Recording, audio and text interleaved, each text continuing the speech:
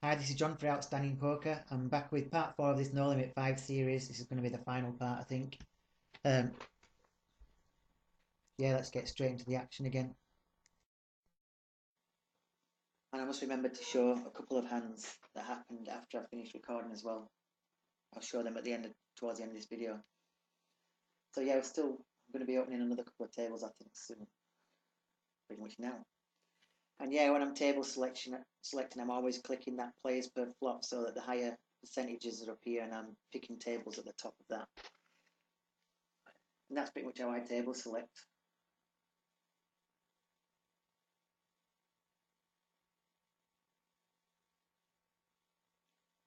I think the players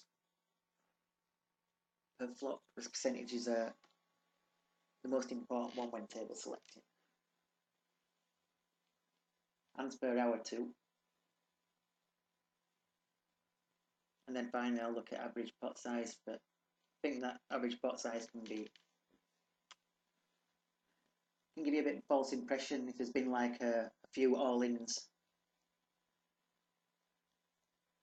at the table, like big clashes with monster hands like aces versus queens, queen versus kings, stuff like that, then the average pot size is going to shoot up. And really it could be a totally nitty table, so you want to watch out for that. And I always like to sit this bottom left. I'll just pause this and so this, if you don't know how to actually make hold and manager pick up a table seat, I'll show you how to do it really quickly because it's pretty simple. HUD options. I use this PokerStars HUD. I've got tons of HUD. I have a different HUD for each site. PokerStars 600. So obviously this is the HUD that I'm using on PokerStars. We go to seating preferences, and then we're looking at the different sites. And obviously this is PokerStars that we're on. And then you would click on 6 max here, and it opens up this 6 max table, and I sit at seat 4, which is why I have number 4 set. You can obviously set it for 900. I like to sit here 900, and 1000 I would usually sit here. And I pretty much do that on all sites where you can actually change which seats you sat. I just like to be able to, if I'm playing quite a few tables, I like to be able to zone in on where my player is pretty quickly. And it might save an extra, split second or something. I don't know. So yeah. And sometimes you'll find actually where you're playing on a site and wherever you sat, the HUD isn't lining up. Right? So basically the HUD's not lining up to where you're sat, and you might be just set to sit anywhere basically. Right? So you pretty much join any table, any seat.